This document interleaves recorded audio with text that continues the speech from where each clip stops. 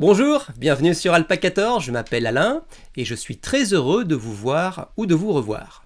Aujourd'hui dans cette vidéo, ce ne sera pas moi qui serai aux commandes, mais Léopoldine Quéclin, la fondatrice et la responsable de la très bonne formation WordPress Web My Day, formation que j'avais d'ailleurs testée moi-même dans une vidéo revue tutoriel que je vous avais présentée il y a quelques semaines. Dans cette vidéo du jour, qui est la retransmission d'un webinar, fort intéressant d'ailleurs, qui est davantage destiné aux grands débutants qui souhaitent créer leur premier site internet pro, Léopoldine reprend les différentes étapes nécessaires à cette création en expliquant et en clarifiant de nombreux points. J'ai d'ailleurs chapitré la vidéo, chapitrage que vous retrouverez dans la description juste en dessous et qui vous donnera un aperçu des notions abordées. Merci de liker la vidéo si vous l'appréciez et si ce n'est pas déjà fait, abonnez-vous à Alpa14 et activez la petite cloche. Vous serez ainsi notifié à chaque fois que je mettrai un nouveau tutoriel en ligne. Alors, si les choses vous semblent un peu confuses et vous ne savez pas vraiment par où commencer, eh bien, je pense que vous allez apprécier cette vidéo. À toi, Léopoldine. Du coup, bonjour à tous. Merci beaucoup d'être là pour ce webinaire ce midi. Ce que je vous propose, du coup, c'est qu'on regarde rapidement, là, donc dans les 45 prochaines minutes qu'on a ensemble, eh bien, comment est-ce que vous allez pouvoir créer votre premier site web. Donc, on va regarder ensemble les différentes solutions qui existent pour créer son site web. On va regarder laquelle peut s'adapter le mieux à votre situation et puis on va rentrer un peu plus en détail dans comment est-ce qu'on peut le faire soi-même parce qu'évidemment, moi, c'est ce que je maîtrise le mieux. Donc, c'est là-dessus que je peux vous conseiller la façon la plus adaptée. Donc, c'est parti, on y va. J'espère que tout le monde est prêt. N'hésitez pas à poser vos questions dans le chat si jamais vous avez une question. Il y a Victor qui est là pour y répondre. Et puis, ce que je vous propose, c'est qu'à la fin, on prenne un petit moment d'échange ensemble si jamais vous avez des questions particulières sur votre site. Donc, on y va. Premièrement, je vais me présenter. Du coup, moi, je m'appelle Léopoldine, je suis la fondatrice de Web My Day. Je vais vous expliquer très rapidement ce qu'on fait chez Web My Day et pourquoi est-ce qu'on organise ce webinaire aujourd'hui. Et donc moi, à la base, je suis web designer, donc ça a été mon métier de faire des sites internet. C'est pour ça qu'aujourd'hui, je peux vous conseiller, vous donner les bonnes astuces et les bonnes étapes à entreprendre pour créer le premier site de votre activité.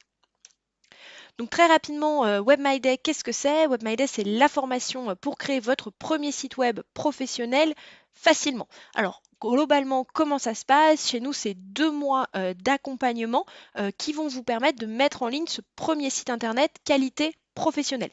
Donc le but du jeu, eh bien, c'est de faire votre site internet vous-même, mais qui soit d'une qualité réellement professionnelle, même si vous l'avez fait vous-même.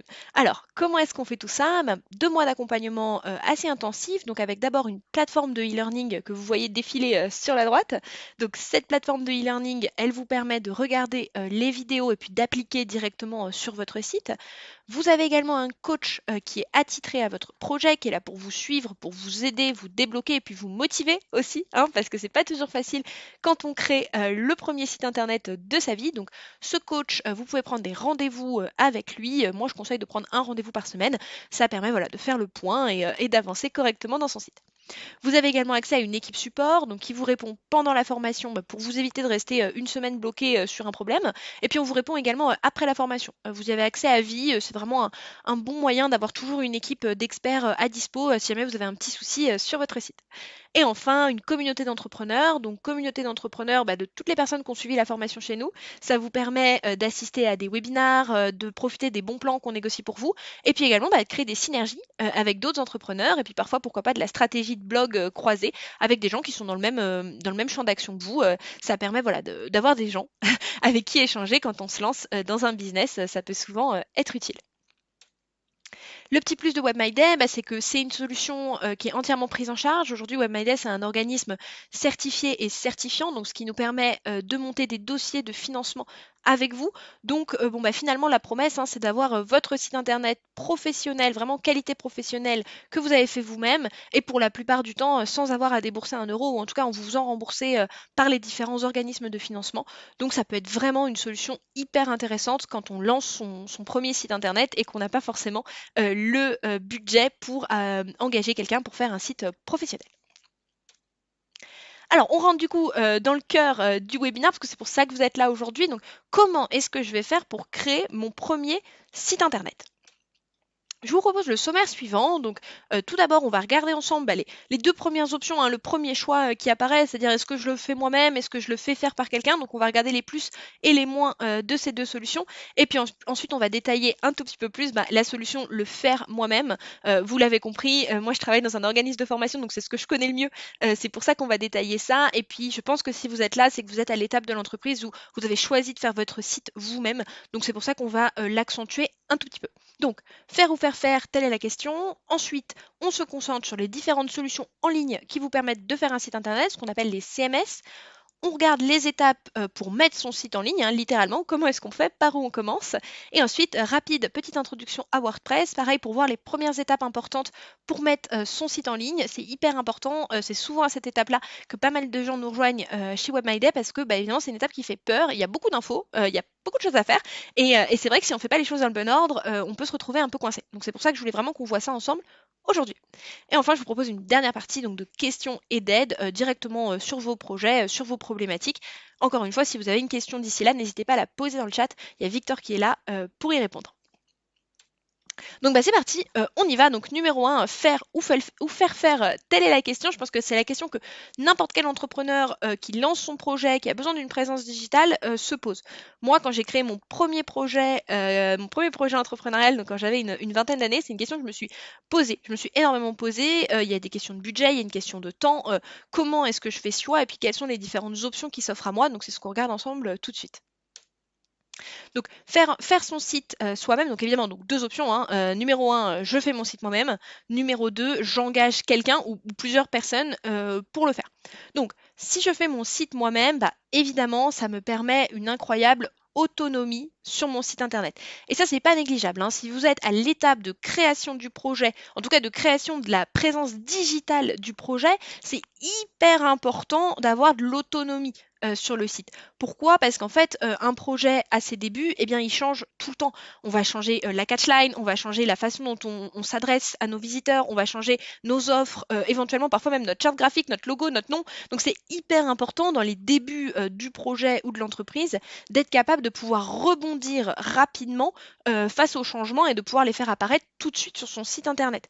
Nous, quand on a démarré WebMyDay, le site internet il était jaune, bleu et vert. Je vous inviterai à aller voir actuellement à quoi il ressemble. On l'a énormément modifié face au retour qu'on nous donnait, face à la cible qu'on commençait à comprendre, qui était intéressée par notre produit. Et ça, je pense que tous les entrepreneurs y passent. Donc c'est vraiment, vraiment important d'avoir de l'autonomie sur son site à ce moment-là.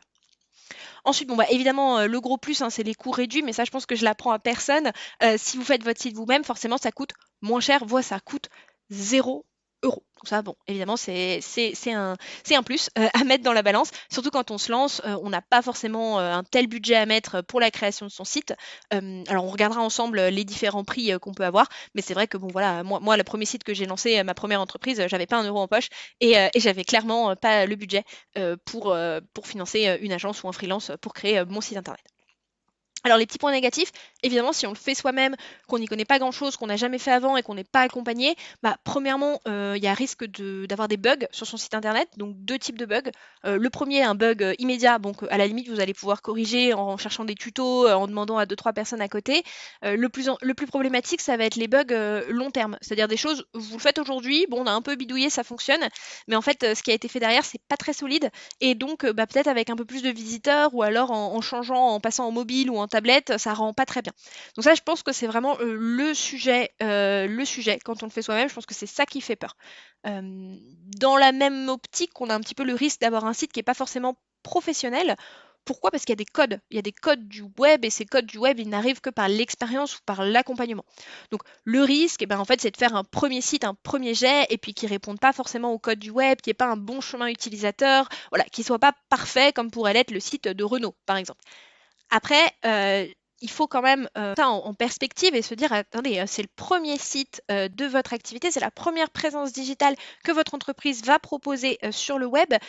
C'est pas très grave s'il n'est pas extrêmement professionnel. Vous êtes là pour le faire évoluer. Donc plus tôt vous commencez à créer ce site, à prendre les codes du web et puis à prendre la technique pour créer le site, et bien plus vite il va devenir professionnel. Donc il faut absolument pas que ce soit une barrière. Je pense que c'est important de le savoir, c'est pour ça que je vous le dis, mais ça doit pas être une barrière. C'est-à-dire qu'il faut pas se dire: «Oh, je vais pas faire mon site parce que je vais jamais réussir à faire un truc professionnel. Moi, je veux le même site que Renault parce que sinon ça marchera pas.»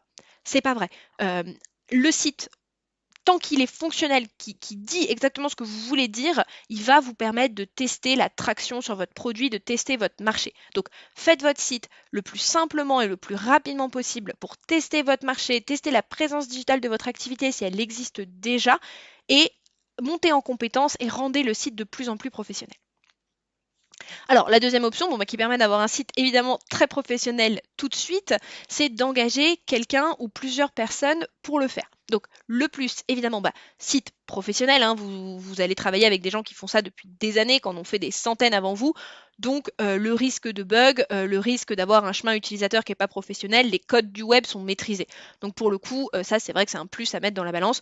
Vous avez un site extrêmement professionnel tout de suite. Le deuxième, c'est qu'il y a moins de travail de votre part. Alors attention, moins de travail de votre part, ça ne veut pas dire que le site va mettre moins de temps à être mis en ligne. On en parlera juste après, je pense que c'est quelque chose de super important à comprendre. Moins de travail de votre part, ça veut dire que vous, face à l'ordinateur, en train de pianoter, il y aura moins de temps. Mais ça ne veut pas dire que la construction du site en elle-même, elle prendra moins de temps que si vous le faites tout seul. Les inconvénients, le manque d'autonomie. Et encore une fois, je pense que si vous êtes en train de créer l'entreprise, c'est vraiment une problématique. C'est vraiment une problématique. On a besoin de rebondir vite. Et le fait de ne pas être capable de mettre à jour quelque chose rapidement et facilement et gratuitement sur son site, ça peut être vraiment problématique.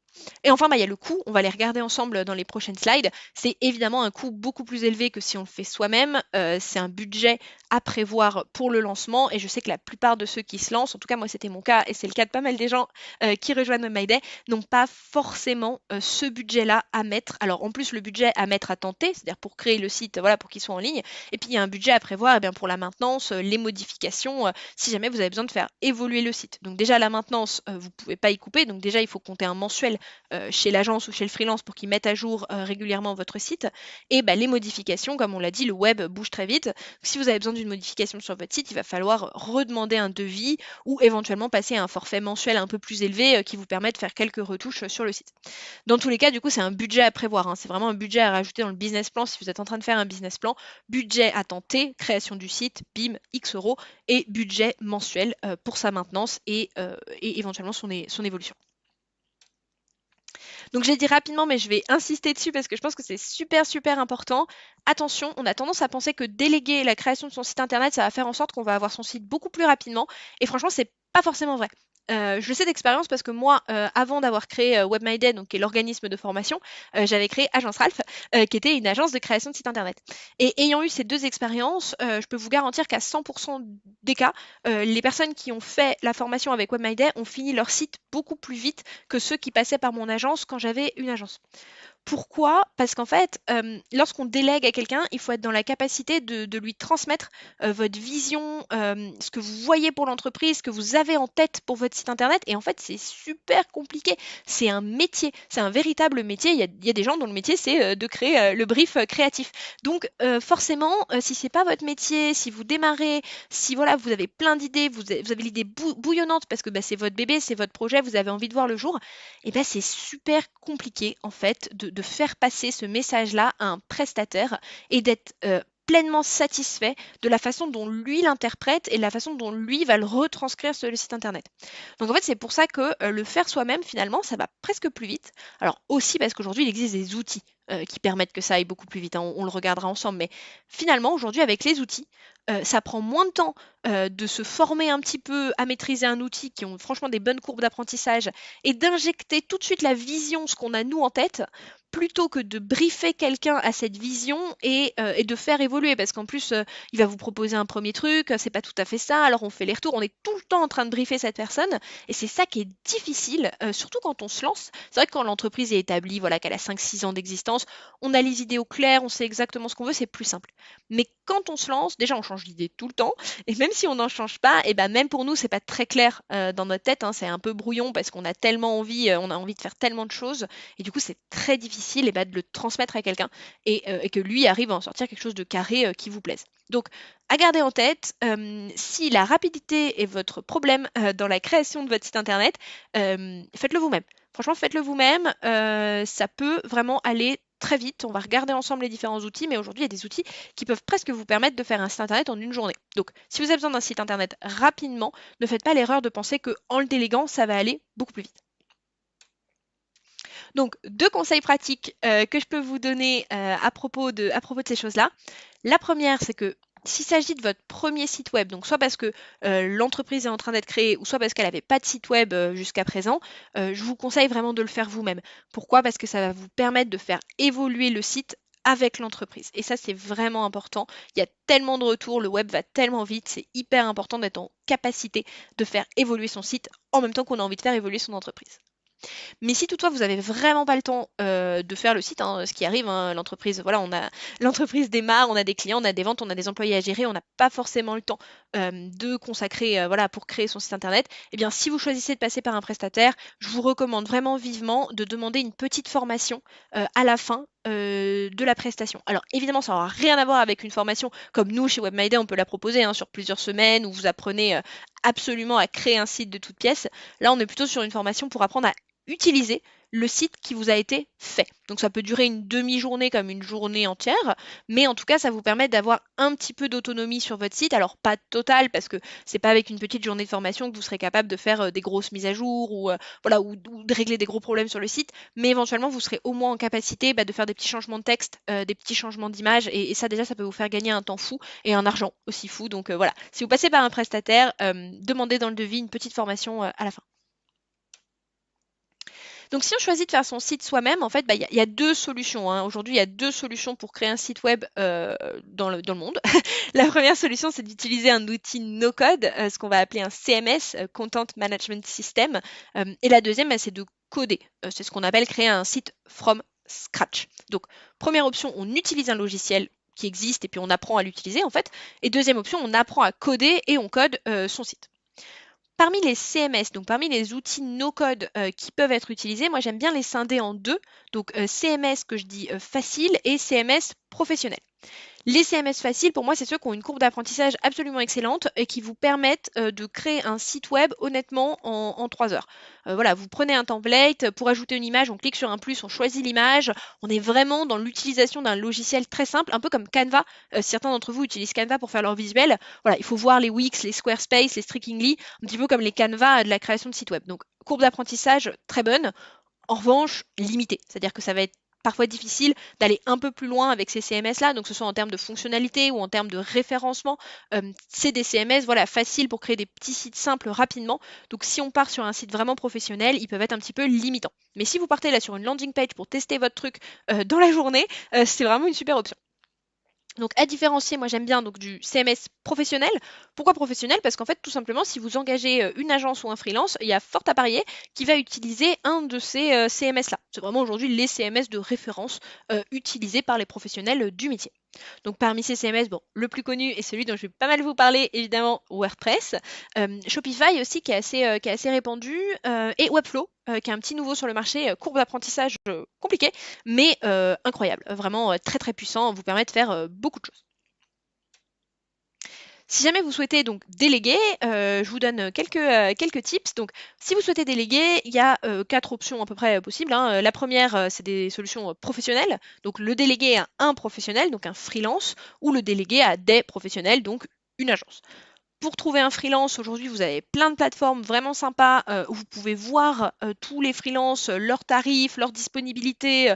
C'est vraiment super. Moi, ma préférée, c'est Malte. Donc vraiment, Malte, vous allez sur Malte, vous tapez création de site web WordPress. Vous avez des centaines de freelances. Ça vous permet d'avoir une idée globale de la tarification. Tarification qui dépend de l'expérience de la personne, du type de site dont vous avez besoin. Donc ça vous permet quand même de voir et puis de le rentrer dans vos projections budgétaires. Et vous en avez d'autres, vous avez Fiverr ou Coder.com. Alors moi j'aime bien aussi Coder.com parce que vous avez la possibilité, vous, de déposer un projet. Donc c'est-à-dire que vous mettez votre projet, voilà, j'ai besoin d'un site internet vitrine, 5 pages, vous briefez un petit peu. Et là, c'est les freelances, ou il y a des agences aussi d'ailleurs, je crois, qui vont pouvoir venir proposer un devis à votre projet. Donc ça marche dans l'autre sens. Bon, vous pouvez aussi directement contacter les freelances, mais je trouve ça bien. Moi, je vous conseille de faire les deux, comme ça vous permet, vous, de chercher des gens vous-même et d'avoir des gens qui viennent à vous intéressés par votre projet. Bon, le deuxième, c'est de faire appel à une agence. Je connais pas spécialement moi de plateforme avec des agences, doit y en avoir, je crois qu'il y a quelques agences sur codeur.com d'ailleurs. Bon, moi je pense que le plus simple c'est de taper agence de création de site web plus votre ville ou votre région dans Google et ça va vous faire apparaître voilà les agences les mieux référencées. Moi je trouve que c'est un plus de bosser avec une agence qui est près de chez soi. Si jamais vous pouvez faire le brief, bon avec le Covid peut-être moins, mais voilà si jamais vous pouvez les rencontrer, les briefer, leur montrer votre produit si c'est un produit physique, c'est toujours plus simple de faire passer votre vision, de faire passer ce que vous avez envie de faire avec votre site internet si vous rencontrez les gens et que vous avez un véritable échange avec eux. Et enfin, les deux autres options qui sont un peu moins professionnelles, mais forcément qui sont un peu moins chères également, vous pouvez faire appel à un étudiant. Donc aujourd'hui, il y a plein de personnes qui se forment, je suis bien placée pour le savoir, à la création de sites internet. Donc vous pouvez vous rapprocher soit d'écoles de développement web comme O'Clock par exemple, qui est une très bonne école. Il y a des étudiants dedans voilà, qui ont besoin d'un projet pour s'exercer. Ou vous pouvez vous rapprocher également d'organismes de formation. Nous, on en a quelques-uns chaque mois voilà, qui sont chez nous parce qu'ils ont envie d'avoir une certification WordPress, une nouvelle compétence. Ils n'ont pas forcément un projet de site web à créer. Nous, on leur recommande vraiment de travailler sur un site web parce que sinon, ça reste très théorique. Donc, c'est vraiment important de l'appliquer directement. Et donc, bah voilà, on peut avoir, nous, quelques étudiants qui recherchent des projets sur lesquels s'exercer. Donc, ça peut être une bonne option, hyper économique, forcément, de se rapprocher donc, des écoles ou des organismes de formation. Et enfin, la dernière option qui est la plus connue, c'est évidemment faire appel à un ami. Bah, c'est une solution qui est hyper économique et puis qui peut être super sympa, hein. Forcément, on est en train d'échanger avec quelqu'un qu'on connaît. Là, pour le coup, le feeling et faire passer sa vision, bah, c'est beaucoup plus simple. Bon, il y a par contre des à côté, hein, forcément. Moi, j'en croise tous les mois chez WebMyDay qui nous rejoignent parce que ils ont commencé le site avec un ami et puis finalement l'ami avait moins le temps, hein, ça arrive souvent, a eu un gros projet entre-temps ou a eu un nouveau boulot, enfin voilà, il n'est pas rémunéré, il n'est pas dans votre projet, il n'a pas des parts de votre entreprise, donc ça arrive et ça arrive malheureusement assez souvent qu'en cours de route, bon, il décide d'arrêter de travailler gratuitement pour vous aider. Donc c'est un risque. Je vous dis pas de fermer la porte complètement à cette option-là. Franchement, si vous avez un ami web designer qui est chaud de travailler avec vous, vous entendez bien, bah, allez-y. Par contre, essayez de rester vigilant à suivre ce qu'il fait, à peut-être vous former un petit peu en même temps. Comme ça, si jamais pendant le projet, bah, sans aller dans l'extrême qui vous abandonne, mais si jamais il a un petit peu moins de temps à y consacrer, bah, que vous puissiez reprendre rapidement la main pour pas rester bloqué sur ce point-là. Alors on regarde rapidement les coûts de tout ça. Alors évidemment, c'est hyper difficile de vous donner un coût général d'un site internet parce que ça dépend des fonctionnalités, ça dépend de la taille du site internet, ça dépend de vos exigences, ça dépend d'énormément de choses. C'est pour ça que il y a vraiment très peu de freelance ou très peu d'agences qui ont un prix affiché d'un site internet, quoi. Il y en a vraiment très peu qui vous disent site web 3500 euros. Ça dépend vraiment du projet. Mais voilà, je vous ai mis une fourchette juste pour que vous ayez une idée de ce que ça peut coûter. Donc l'agence, c'est le plus cher, normal, vous avez plusieurs personnes qui vont travailler sur votre projet. La plupart du temps, vous allez éventuellement avoir un UX designer, donc qui va travailler sur la partie chemin utilisateur de votre site, éventuellement un UI designer, alors parfois c'est la même personne, qui va travailler sur la partie charte graphique et comment l'implémenter dans votre site internet, et puis vous allez avoir un intégrateur web qui est là pour intégrer le site, donc que ce soit en codant ou sur WordPress. Donc évidemment, il y a plus de personnes qui travaillent, vous avez plus de conseils, plus d'accompagnement, donc c'est plus cher. Chez une agence, je pense que pour un petit site vitrine simple, il faut coter au moins 3000 euros. Et ça peut monter évidemment, comme je vous le disais, en fonction des fonctionnalités de votre site internet. Un site e-commerce dans une bonne agence avec un accompagnement, on peut aller jusqu'à 10 000 euros. Et puis il y a des extrêmes, hein, évidemment. Il y a des très très grosses agences qui s'adressent à des très très grosses boîtes et un site internet, ça peut monter jusqu'à 500 000 euros. Donc c'est pour ça que je vous dis, bon, une fourchette c'est un peu compliqué, mais voilà, bon, je pense que personne ici n'est en train de faire, une énorme boîte du CAC 40, donc on peut enlever au moins la partie fourchette 500 000 euros. Mais voilà, pour l'agence, pour un premier site, pour votre entreprise, comptez au minimum 3 000 euros. Vous avez ensuite le freelance, donc évidemment un peu moins cher parce qu'il n'y a qu'une seule personne qui travaille sur votre site. Ça ne veut pas dire que le site va être d'une moins bonne qualité. Aujourd'hui, il y a énormément de freelance qui combinent en fait toutes ces compétences en une seule personne, hein. Donc ça peut être, je pense d'ailleurs que c'est une solution quand on se lance qui est hyper adaptée et qui vous permet d'avoir un site super super complet, quoi. Le freelance, je pense qu'il faut compter au moins 1000 euros pour un site internet vitrine. Alors je sais, sur des sites, vous allez trouver des sites internet pour moins de 200 euros. Je vous déconseille d'y aller. Je pense pas que ce soit des choses très sérieuses. Un site internet pour moins de 200 euros fait par un freelance, il y a forcément quelque chose qui va pas. C'est-à-dire que soit il n'est pas sur mesure, soit vous n'allez pas pouvoir faire de retour. Aujourd'hui, il faut savoir que le tarif journalier d'un freelance un petit peu expérimenté, on est autour de 300-350 euros par jour, en comptant qu'il va travailler au moins plus d'un jour sur votre site internet. Donc voilà, pour un site internet simple, basique, comptez à partir de 1000 euros. Et puis ça peut monter jusqu'à 4000, 5000 euros pour un site e-commerce. Si vous le faites tout seul, évidemment, ça peut, à partir de 0, hein, à partir de 0 euros, là, si après ce webinaire, vous allez sur Wix, vous vous créez un compte, vous créez un site, bon, il sera en .wix.com, mais bon, il est là, il existe et ça vous a coûté 0 euros. Si vous voulez un site professionnel, je vous invite quand même, et on en parlera un peu plus tard, à investir dans un hébergement, un nom de domaine pour que voilà, le site soit au moins sous votre propre URL, hein, monsite.com, pour que ce fasse un petit peu plus pro et un peu plus sérieux. Mais bon, dans l'idée, si là vous avez besoin de tester une landing page que vous envoyez dans un mail et que vous avez besoin de faire un site rapidement et gratuitement, en fait, vous pouvez le faire. Donc c'est quand même forcément beaucoup plus économique. Donc je vous propose qu'on regarde ensemble les différents CMS qui existent, donc les différents outils no-code qui vont vous permettre de créer votre site internet rapidement. Donc premièrement, définition. Donc j'en parle depuis le début, CMS, je pense que si après ce webinaire, vous continuez à faire des recherches sur internet, c'est un mot que vous allez voir souvent. Donc je vous propose qu'on le regarde une bonne fois pour toutes, qu'on le définisse et comme ça on sait tous de quoi on parle. Donc premièrement, CMS, c'est une abréviation de l'anglais Content Management System. Du français, donc système de gestion de contenu. Et en fait, tout est dans le nom, un système de gestion de contenu. On est là pour gérer du contenu en ligne. Gérer, sous-entendu, créer et gérer. Donc finalement, les CMS, c'est des logiciels qui permettent de créer, gérer et donc mettre à jour un site web ou éventuellement une application mobile d'ailleurs, de manière dynamique. De manière dynamique, ça veut dire tout de suite sur le web. Voilà, on fait la modification sur le web. Donc CMS, outil no-code qui vous permet de créer, gérer et maintenir un site internet facilement, rapidement. Parmi les CMS les plus connus, alors aujourd'hui, donc les CMS c'est arrivé sur le marché à peu près dans les années 2000. Aujourd'hui, il y en a énormément sur le marché, hein. Il y en a vraiment énormément sur le marché. Je pense qu'il y en a des centaines. Là, moi, je vous ai mis les plus connus et les plus anciens et qui, je pense, sont les plus fiables aujourd'hui. Parmi ceux-là, il y a mes fameux CMS faciles et CMS professionnels qui ont donc des courbes d'apprentissage plus ou moins bonnes. Donc, parmi les tout premiers, et donc certainement les plus complets, on a WordPress, Joomla et Drupal. Ça, c'est les trois premiers, c'est vraiment les trois CMS professionnels de référence. Joomla et Drupal, interface compliquée. Courbe d'apprentissage difficile. Je pense que c'est vraiment des CMS qui sont utilisés par des très grosses agences, vraiment pointues. Je vous déconseille de vous lancer sur Joomla ou Drupal pour créer le premier site internet de votre activité. Je pense que le temps que vous allez y passer pour vous former n'est pas intéressant par rapport à toutes les autres solutions qui existent sur le web. Donc WordPress, lui pour le coup, CMS professionnel très puissant, très bonne courbe d'apprentissage.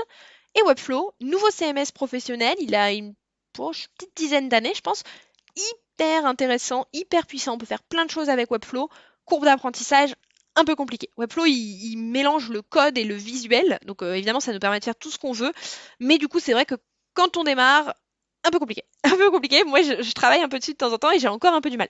Donc voilà, à garder en tête, bonne solution, mais un peu compliquée. Pour le coup, je vous la recommande pas si c'est pour créer un site internet rapidement. Je vous le recommande si voilà, vous avez du temps et que vous avez vraiment envie de vous former à cet outil, là ça peut être super intéressant. Ensuite, parmi mes petits CMS faciles, là je vous ai mis Strikingly et Wix, j'aurais pu mettre Squarespace d'ailleurs. C'est des CMS qui ont une prise en main exceptionnelle, comme je vous le disais, franchement en 3 heures vous pouvez créer un site internet digne de ce nom. Par contre, c'est des CMS qui peuvent être un peu après limités, donc en termes de fonctionnalité ou parfois en termes de référencement, voilà, c'est des CMS qui sont pas toujours très bien acceptés par les moteurs de recherche Google. Moi, j'ai pas mal de gens qui nous rejoignent chez WebMyDay parce que ils ont fait un premier site sur Wix, parce que ça va vite, parce que c'était pas cher. Et en fait, là, ils ont besoin d'une fonctionnalité où ils se rendent compte que le site, il remonte pas trop dans les recherches Google. Et du coup, ils ont envie de passer, et je prends leurs mots, hein, ils ont envie de passer à une solution plus professionnelle. Donc, Wix ou Strikingly, très bien pour créer son premier site internet super rapidement. Après, si vous avez envie par la suite de passer sur un truc vraiment professionnel, je pense qu'il faudra passer sur un des CMS qu'on a juste au-dessus. Donc moi, mon conseil, honnêtement, c'est presque de commencer directement sur WordPress, qui a une bonne courbe d'apprentissage aussi, et comme ça, vous commencez directement sur un CMS professionnel. Deux autres CMS bien connus, mais alors eux spécialisés dans le e-commerce, c'est PrestaShop et Shopify. Donc ces deux CMS-là sont spécialisés pour faire des sites e-commerce. Si vous ne faites pas un site e-commerce, c'est même pas la peine de les regarder. Bon CMS aussi, bonne courbe d'apprentissage, chemin client bien pensé. En revanche, une tarification un petit peu moins intéressante que les autres. Une tarification assez ça peut monter un peu vite. Enfin, ils ont alors à la fois vous payez un mensuel pour l'utiliser, ils prennent également un pourcentage sur les ventes, duquel il faut ajouter le pourcentage qui est pris pris par les modules de paiement. Donc c'est vrai que ça peut faire un peu beaucoup quand on démarre. C'est pas forcément les solutions les plus économiques. Par contre, ça peut être les solutions de rapidité quand on veut faire un e-commerce parce que tout est pensé pour le e-commerce. Voilà. Alors moi, ce que je vous conseille, sans surprise, eh bien, c'est WordPress. Mais pourquoi? Pourquoi je vous conseille WordPress? Parce qu'en fait, pour moi, aujourd'hui, WordPress, c'est la solution qui permet de s'adapter le mieux à toutes les situations de votre entreprise. Si vous êtes en train de créer une landing page rapidement parce que vous voulez tester le produit, WordPress, très bien. Gratuit, très bonne courbe d'apprentissage, vous pouvez faire une landing page très rapidement. Et puis si de cette landing page, vous avez besoin de créer un site internet multipage avec des formulaires de réservation, vous pouvez le faire aussi très facilement. Et si de ce vitrine multipage avec réservation, finalement, vous avez besoin de mettre du paiement en ligne, vous pouvez le faire aussi rapidement. En fait, commencer sur WordPress, c'est s'assurer de n'avoir jamais besoin de changer de CMS. Et bon, les courbes d'apprentissage sont bonnes, mais c'est pas pour autant qu'on a envie de se former tous les 3 jours à un nouveau CMS. Donc c'est vraiment pour ça que je vous recommande de commencer sur WordPress, parce que c'est lui qui va le mieux s'adapter à tous les moments et à tous les besoins de votre entreprise. Et d'ailleurs, c'est pas pour rien qu'aujourd'hui WordPress, c'est 60% des sites faits avec un CMS. Donc parmi tous les sites dans le monde qui ont été faits avec une solution CMS, donc qui n'ont pas été codés from scratch, 60% ont été faits avec WordPress. En sachant qu'aujourd'hui, 80% des sites ont été faits avec CMS, en fait, ça veut dire que quand vous vous promenez sur Internet, que vous allez sur un site, il y a une chance sur deux qu'il ait été fait avec WordPress, ce qui est quand même énorme. Et pourquoi? Parce qu'en fait, je vous l'ai dit, WordPress, il est capable de s'adapter à absolument tous les moments de boîte. Alors en fait, sur WordPress, il y a des sites one page d'étudiants qui tentent des projets, et il y a le site de Renault et il y a le blog de Vogue. Donc vous voyez, en fait, WordPress est capable de s'adapter à tout, et c'est pour ça, je pense que c'est la solution la plus utilisée dans le monde. Bon, la deuxième raison aussi, c'est que WordPress est gratuit. C'est quand même assez incroyable pour le rappeler. Je pense que WordPress aujourd'hui, c'est le seul logiciel professionnel au monde qui est gratuit. Enfin, je veux dire, c'est un peu comme si Photoshop était gratuit. C'est assez fou. WordPress, c'est gratuit. Il n'y a pas de coût caché. Je veux dire, si vous voulez télécharger le logiciel WordPress, vous allez sur wordpress.org, vous le téléchargez et vous l'installez et c'est fait. C'est pas une version freemium, quoi. C'est vraiment, il est gratuit. C'est un logiciel qui est gratuit. Donc forcément, eh bien aussi, ça explique son succès, hein, logiciel gratuit, tout le monde peut s'y essayer, donc tout le monde s'y essaye, tout simplement. On regarde ensemble du coup, maintenant qu'on sait ça, maintenant qu'on a vu, alors est-ce que je le fais moi-même, est-ce que je le fais faire? Si je le fais moi-même, il faut que je choisisse mon CMS. Bon, une fois qu'on a fait tout ça, comment est-ce que concrètement, en fait, on met son site en ligne et comment est-ce qu'on commence à travailler dessus? Donc voici les 4 choses absolument indispensables qu'il vous faut pour mettre en ligne votre site internet. Numéro 1, il vous faut un nom de domaine. Donc le nom de domaine, c'est en fait l'adresse, l'URL qui renvoie vers votre site. webmyday.io, lafnac.fr, voilà, c'est vraiment l'URL que voient les visiteurs pour aller sur votre site. Le nom de domaine, ça se loue à ce qu'on appelle un registrar, ça se loue tous les mois, vous achetez en fait la propriété de cette URL.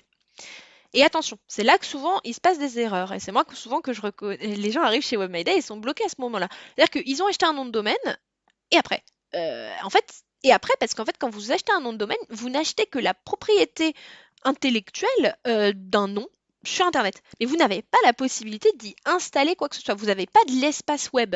Et pour avoir un peu d'espace web, en fait, il vous faut acheter un hébergement. Donc, l'hébergement, c'est un petit peu d'espace web sur lequel vous allez pouvoir installer vos fichiers. Et donc, pour le coup, moi, dans mon cas, installer WordPress. Alors, par contre, un espace web sans nom de domaine, ça marche pas non plus. Donc, un nom de domaine sans espace web, ça marche pas non plus. Donc, en fait, il vous faut acheter les deux. La bonne nouvelle, c'est que si vous vous rendez directement sur le site d'un hébergeur, vous allez avoir des formules où vous pouvez acheter les deux d'un coup. Je vous recommande vraiment de faire ça. Je vais vous donner quelques hébergeurs dans la slide juste après. Moi, je vous recommande d'aller chez un hébergeur, d'acheter leur formule hébergement plus nom de domaine. D'ailleurs, souvent, comme ça les arrange, que vous achetez les deux chez eux, c'est assez avantageux, hein. La plupart vous offrent le nom de domaine la première année, voire pour toujours. Donc voilà, partez vraiment sur une formule avec les deux. C'est hyper important parce que sinon, vous allez vous retrouver coincé. Une fois qu'on a fait ça, il nous reste à choisir son CMS, donc WordPress, Wix, en gardant en tête que chez Wix, vous n'avez pas besoin d'aller chercher un hébergement et un nom de domaine chez un hébergeur, c'est géré directement chez eux. Alors c'est bien quand on se lance, c'est moins pratique quand on veut quitter Wix, parce que du coup, pour faire le transfert vers un autre hébergeur, c'est vraiment la croix et la bannière. Et si on a choisi de travailler avec WordPress, la quatrième étape, ça va être de choisir un thème WordPress, donc le thème WordPress, le moteur de notre site. Comment est-ce que je vais faire pour le modifier? Parmi les hébergeurs les plus connus, donc vous avez Yonos, O2Switch, OVH, Infomaniac, GoDaddy. Alors ils ont tous leurs particularités, ils ont tous leurs avantages, leurs inconvénients. En termes de tarification, honnêtement, de toute façon, on est toujours à peu près dans la même tranche de prix. On va aller de 2-3 euros jusqu'à peut-être 9 euros chez Infomaniac, je crois. Donc voilà, on reste à peu près dans la même tranche de prix, moins de 10 euros par mois. Je vais juste quelques mots sur les trois préférés de WebMyDay, comme ça je vous explique bien leurs avantages. Le premier, c'est Yonos. Yonos, service client absolument incroyable. Ils vous répondent tout de suite. Ils peuvent faire des manipulations sur votre serveur si vous avez un problème. Ils sont hyper disponibles. J'ai jamais vu ça chez aucun autre prestataire de service de ma vie. Donc vraiment, Yonos, incroyable pour ça. Yonos aussi, une première année à 1 euro par mois avec nom de domaine offert. Donc c'est vrai que pour quand on se lance, c'est pratique. Ça fait quand même un budget très très très moindre pour créer son premier site. Par contre, la deuxième année, ils sont un peu plus chers. Ils passent à 6 euros par mois. O2Switch, pour moi, c'est la solution de facilité. Ils ont une seule offre, une offre qu'ils disent unique. Elle est à 5 euros par mois. Vous avez tout dedans. Vous avez votre nom de domaine, vous avez votre hébergement, les mails, le certificat. Tout ce qu'il faut est dans cette offre et il n'y en a qu'une. Donc pour le coup, vous ne pouvez pas vous tromper. Donc si vous êtes un peu frileux et que vous avez un peu peur, je vous conseille d'aller chez O2Switch. En termes de tarification, c'est les moins chers du marché. 5 euros par mois, ou peut-être 5,40 €, mais 5 euros par mois pour avoir un hébergement, le nom de domaine, vous avez stockage illimité. Enfin, franchement, c'est les plus intéressants en termes de tarification. Et enfin, vous avez Infomaniac. Infomaniac qui est bien, qui est suisse et qui marche avec de l'énergie verte. Donc, si l'écologie, l'énergie verte fait partie des valeurs de votre entreprise, ça peut être intéressant pour le coup d'aller chez Infomaniac. Interface superbe, jeune, vraiment facile à prendre en main pour le coup. Par contre, ils sont un peu plus chers. Bon, évidemment, on est sur de l'énergie verte. Je crois qu'ils sont autour de 8 à 9 euros par mois. En revanche, Infomaniac, il vous offre des accès au thème Divi. Donc, on en reparlera peut-être à la fin. Divi, c'est un thème super puissant qui vous permet d'avoir un constructeur et donc de faire absolument ce que vous voulez sur votre site. Nous, c'est à ça qu'on forme chez WebMyDay parce qu'on trouve que c'est vraiment la meilleure solution pour construire son site. Et en fait, si vous prenez une formule d'hébergement chez Infomaniac, il vous offre la licence Divi. Sachant qu'elle coûte 250 euros, c'est quand même un beau cadeau. Donc, c'est à garder en tête. Je me permets d'intervenir ici sur le point des hébergeurs. Pour O2Switch, je confirme, j'ai moi-même des comptes chez eux et leur formule unique en hébergement mutualisé est de qualité. Pour les autres hébergeurs présentés ici, je ne me prononcerai pas car je n'ai pas d'expérience personnelle à vous livrer. En revanche, j'ajouterai à cette liste Hostinger, qui est un autre hébergeur vraiment très bien. Je possède un compte chez eux et j'en suis très satisfait. Hostinger propose des hébergements performants en mutualisé, mais aussi des hébergements VPS ou cloud plus musclés, le tout à des prix compétitifs. De plus, vous pourrez profiter et obtenir une réduction de moins 7% sur tous les plans via mon lien affilié hostinger.fr/alpa14 et le code promo alpa14. Je mettrai cette adresse et ce code dans la description de la vidéo. J'ai d'ailleurs fait un tutoriel il y a quelques semaines où je présente leur formule et je vous montre comment créer une boîte email chez eux et installer WordPress. Si les différents types d'hébergement ne sont pas très clairs pour vous, l'hébergement mutualisé, VPS, cloud ou en serveur dédié, je vous invite à regarder cet autre tutoriel de ma chaîne où je clarifie les choses. Allez, promis, je me tais, à toi Léopoldine. Rapidement, donc les 4 choses absolument essentielles qu'il vous faut lorsque vous allez choisir une formule chez les hébergeurs. Donc, quel que soit l'hébergeur que vous choisissez, vérifiez que dans la formule que vous allez choisir, vous avez bien le fameux nom de domaine, un hébergement web, la possibilité de créer une adresse mail avec votre nom de domaine, donc contact@webmyday.io. C'est hyper important parce que la plupart des formules le proposent, donc ce serait dommage de prendre une formule qui l'a pas. Et enfin, vérifiez aussi que l'offre possède la possibilité de rajouter un certificat SSL. Certificat SSL, c'est ce qui va permettre de garantir la sécurité sur votre site. C'est absolument essentiel aujourd'hui. Si vous n'en avez pas, déjà dans la barre d'URL, vous allez avoir ce site n'est peut-être pas sécurisé. Donc en termes d'expérience utilisateur, c'est pas génial.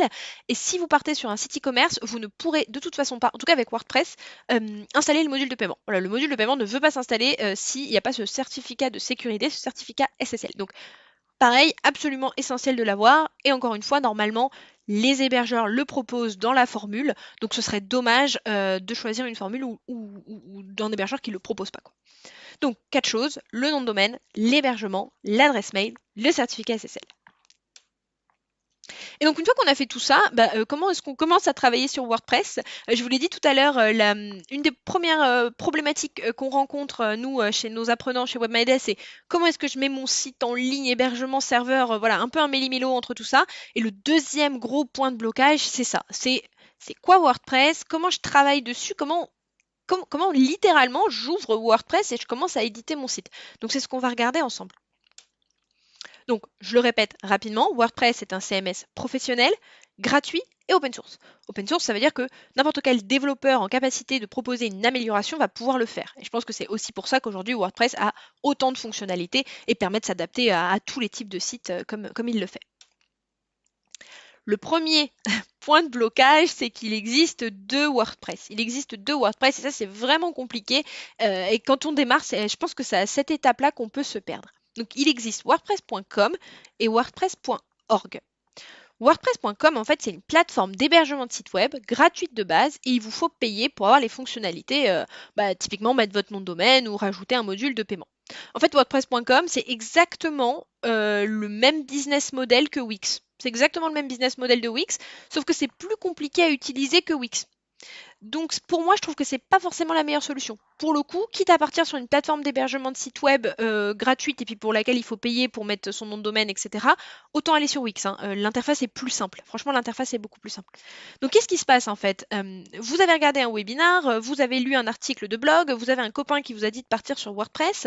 Donc vous tapez WordPress dans Google, vous tombez sur WordPress.com parce que c'est le premier site qui apparaît, vous créez un compte et vous voilà parti dans WordPress.com, donc cette plateforme d'hébergement de site web.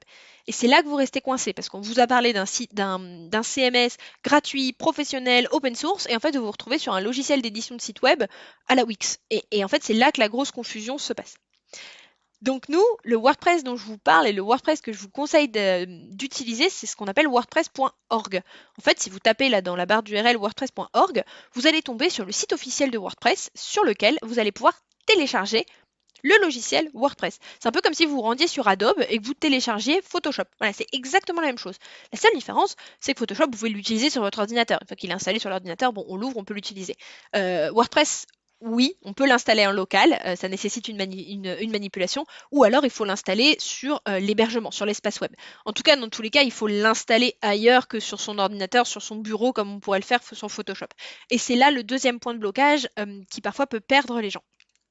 Donc, à garder en tête, si on veut travailler sur le logiciel professionnel de WordPress, on ne se rend pas sur WordPress.com, on ne crée pas un compte sur WordPress.com, mais on va venir télécharger le logiciel WordPress. Et donc pour le télécharger, et c'est pour ça que je vous ai parlé hébergement et nom de domaine avant, moi je trouve que ça vaut le coup d'aller d'abord acheter son hébergement et son nom de domaine, d'avoir notre petit espace web pour pouvoir tout de suite installer notre fameux logiciel WordPress. Si vous marchez dans cette étape-là, ça vous évitera de faire l'erreur et de vous retrouver sur WordPress.com. On regarde donc du coup, une fois qu'on a WordPress, comment ça fonctionne WordPress, qu'est-ce qui est obligatoire, qu'est-ce qui ne marche pas dans WordPress. WordPress, il faut le voir comme un logiciel. Donc c'est un logiciel, c'est un système d'exploitation. Ce système d'exploitation fonctionne obligatoirement avec un thème. WordPress, ça fonctionne avec un thème. J'aime bien prendre l'analogie de la voiture. C'est une analogie qui a été donnée par un de nos coachs chez WebMyDay qu'on aime beaucoup. Merci Alessio, si tu m'écoutes. On aime beaucoup cette analogie et du coup, on la reprend souvent. Donc, bon, le logiciel WordPress, c'est la voiture. Voilà, c'est la voiture, sa carrosserie, tout ce qui a été fait dans la voiture. Pour que la voiture fonctionne, il lui faut un moteur. Le moteur, c'est le thème dans WordPress. Vous achèteriez jamais une voiture sans moteur. Bon, et quand vous installez WordPress, il y a même un thème par défaut qui est installé. Alors c'est pas le meilleur des thèmes, je vous dis pas que vous allez pouvoir faire des dingueries avec, mais il existe en fait. C'est un petit moteur, c'est une petite de chevaux qui vous permet de faire tourner le site internet. Donc ça, c'est vraiment les deux composantes obligatoires. Troisième composante non obligatoire, mais pour votre confort, ça va être les extensions qu'on pourrait faire, continuer notre analogie de la voiture avec les options qu'on peut rajouter sur notre voiture, qui vont nous apporter un confort de conduite. Et ben les extensions ou plugins en anglais, c'est pareil. Ça va nous apporter donc soit un confort pour nos visiteurs, soit un confort nous dans la création, soit une fonctionnalité supplémentaire. Voilà, c'est un petit module qu'on ajoute dans le site qui permet de rajouter quelque chose qui n'était pas forcément prévu dans WordPress et dans le thème. Donc, WordPress, système d'exploitation. Le thème, c'est le moteur du site. Comment est-ce qu'on va pouvoir le modifier? Attention, confusion qu'on fait souvent avec le template. Le template, c'est un look général. Template, je sais pas, d'un site de mariage. Il y a une banderole blanche avec une dame en robe. En dessous, il y a des boutons blancs. Tous les boutons sont un peu blancs avec une écriture un peu calligraphique. Ça, c'est un template. Ça donne un look. Ça n'a rien à voir avec le thème. Alors, la plupart des thèmes viennent avec des templates, forcément. Mais le thème dans WordPress, c'est ce qui vous permet de le modifier d'une façon ou d'une autre. Je sais pas, avec certains thèmes, pour ajouter une image, vous allez cliquer sur un plus rond au milieu, et puis avec d'autres thèmes, pour ajouter une image, il va falloir vous faire un clic droit ou drag and dropper quelque chose. C'est ça le thème en fait, c'est comment est-ce que mon site fonctionne.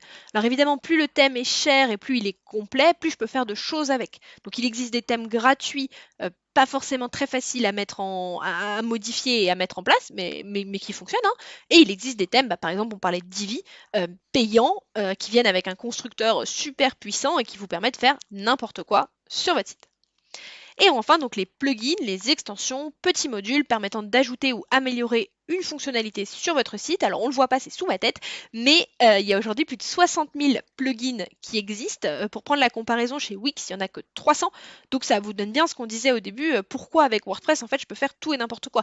Vous imaginez bien 60 000 plugins. Si vous avez besoin d'une fonctionnalité sur votre site, il y a fort à parier que quelqu'un en ait eu besoin avant et qu'elle fasse partie de ces 60 000 plugins. La bonne nouvelle, c'est que la plupart des plugins en plus sont soit gratuits, soit ont une version gratuite qui vous permettent vraiment de faire beaucoup de choses. Alors, si cette extension est le cœur de votre activité, je prends par exemple l'exemple d'une marketplace, bon, ça vaut quand même le coup de passer en payant pour avoir toutes les fonctionnalités. Mais vous pouvez démarrer avec une version gratuite pour vraiment tester et voir que ça vous convient, voire faire vos premières ventes avec, valider le business model et puis passer en payant quand ça prend un petit peu d'ampleur. Donc le plugin, c'est évidemment une des grosses forces de WordPress. Donc, pour résumer, les étapes pour travailler sur WordPress. Numéro 1, on achète une formule hébergement plus nom de domaine chez un hébergeur. Numéro 2, on installe WordPress, donc soit on l'installe depuis le serveur, bon, qui est une manipulation un peu compliquée, mais en vrai, vous pouvez trouver des tutos sur YouTube pour le faire, soit vous l'installez depuis l'hébergeur. Ils ont aujourd'hui ce qu'ils appellent des installations one-click, donc vous vous laissez guider par leur interface et c'est l'hébergeur qui va s'occuper de façon automatique d'installer WordPress sur votre espace web. Et enfin, on choisit un thème et on l'installe pour commencer à travailler. Voilà, j'espère que ça vous a aidé. J'ai dit beaucoup de choses. J'espère que je vous ai pas trop embrouillé. On va passer à la partie questions-réponses. N'hésitez pas, j'ai vu qu'il y avait pas mal de questions qui étaient tombées dans le chat. Je crois que Victor a été plutôt réactif, donc c'est cool. N'hésitez pas à m'ajouter sur LinkedIn. C'est toujours un plaisir de découvrir vos projets. C'est toujours un plaisir de répondre à vos questions si vous en avez. Donc sur LinkedIn, je m'appelle Léopoldine Quéclin. Vous pouvez me retrouver assez facilement. Je pense qu'il n'y a pas trop de Léopoldine en ce moment, donc vous allez pouvoir me retrouver. Et je vous dis un grand merci et je reviens tout de suite, je ferme ma présentation. J'espère que vous avez apprécié la retransmission de ce webinaire, que maintenant les choses vous semblent plus claires. Ma conclusion, c'est que si vous êtes un grand débutant, la solution de la formation WebMyDay est parfaite. L'équipe est très sympa et à l'écoute. C'est une formation de 2 mois. Vous serez accompagné d'un coach, vous construirez vous-même votre site à votre rythme et il sera fonctionnel à l'issue de la période. C'est l'engagement de WebMyDay. Et un autre argument de poids, c'est que vous serez capable de le mettre à jour vous-même, puisque c'est vous qui l'aurez construit. De plus, cette formation est certifiée et certifiante, et cerise sur le gâteau, elle est prise en charge dans la plupart des cas à 100% par les principaux budgets de formation, CPF, Pôle emploi, votre OPCO, etc. Et l'équipe sympa de WebMyDay vous aidera sans problème à monter votre dossier. Vous pourrez aussi obtenir une réduction de moins 10% via mon lien affilié alpa14.com/webmyday, code promo alpa14. Je mettrai ce lien dans la description de la vidéo. Alors qu'attendez-vous? C'est vraiment une belle opportunité. Merci de liker la vidéo si vous l'avez aimée et abonnez-vous à Alpa14 en activant la petite cloche pour ne pas rater mes futurs tutoriels. Allez, je vous dis à très bientôt, prenez bien soin de vous. Ciao ciao!